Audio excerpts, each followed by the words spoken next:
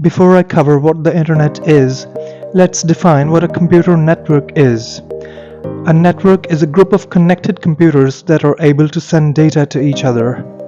A computer network is much like a social circle, which is a group of people who all know each other, regularly exchange information, and coordinate activities together. The internet is a vast, sprawling collection of networks that connect to each other. In fact, the word internet could be said to come from this concept: interconnected networks. Since computers connect to each other within networks, and these networks also all connect with each other, one computer can talk to another computer in a faraway network thanks to the internet. This makes it possible to rapidly exchange information between computers across the world.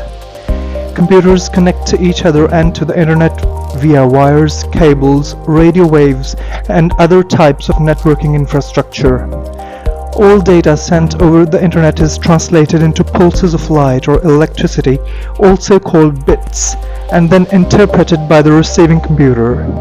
The wires, cables, and radio waves conduct these bits at the speed of light. The more bits that can pass over these wires and cables at once, the faster the internet works. There is no control center for the internet. Instead, it is a distributing networking system, meaning it is not dependent on any individual machine. Any computer or hardware that can send and receive data in the correct fashion, like using the correct networking protocols, can be part of the internet. The internet's distributed nature makes it resilient. Computers, servers, and other pieces of networking hardware connect and disconnect from the internet all the time without impacting how the internet functions. Unlike a computer, which may not function at all if it is missing a component. This applies even at a large scale. If a server, an entire data center, or an entire region of data centers goes down, the rest of the internet can still function. So, how does the internet work? There are two main concepts that are fundamental to the way the internet functions: packets and protocols. In networking, a packet is a small segment of a large message. Each packet contains both data and information about that data. The information about the packet's contents is known as the header, and it goes at the front of the packet so that the receiving machine knows what to do with the packet. To understand the purpose of a packet header, think of how some consumer products come with assembly instructions. When data gets sent over the internet, it is first broken up into smaller packets, which are then translated into bits. The packets get routed to their destination by various networking devices such as routers and switches.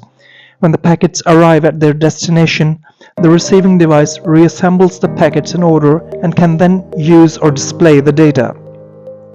Packets are sent across the internet using a technique called packet switching.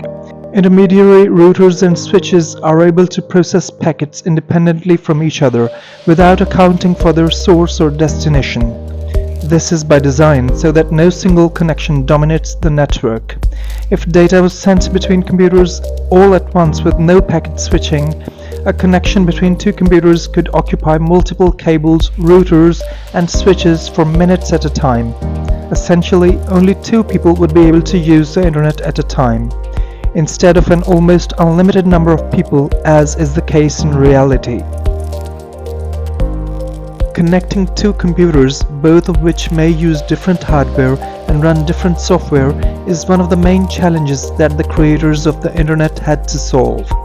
It requires the use of communication techniques that are understandable by all connected computers, just as two people who grew up in different parts of the world may need to speak a common language to understand each other. This problem is solved with standardized protocols. In networking, a protocol is a standardized way of doing certain actions and formatting data so that two or more devices are able to communicate with and understand each other. There are protocols for sending packets between devices on the same network, for sending packets from network to network, like IP, for ensuring those packets successfully arrive in order, like TCP, and for formatting data for websites and applications like HTTP.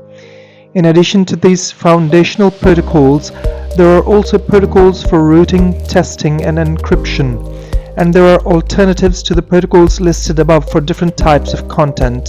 For instance, streaming video often uses UDP instead of TCP.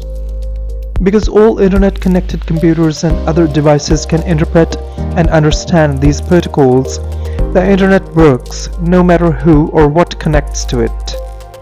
The creation of the internet was an incredible achievement that involved the collective efforts of thousands of individuals and organizations. The fact that the internet functions today at a far bigger scale than its founders anticipated is a testament to their work. That's all from now. See you in the next video.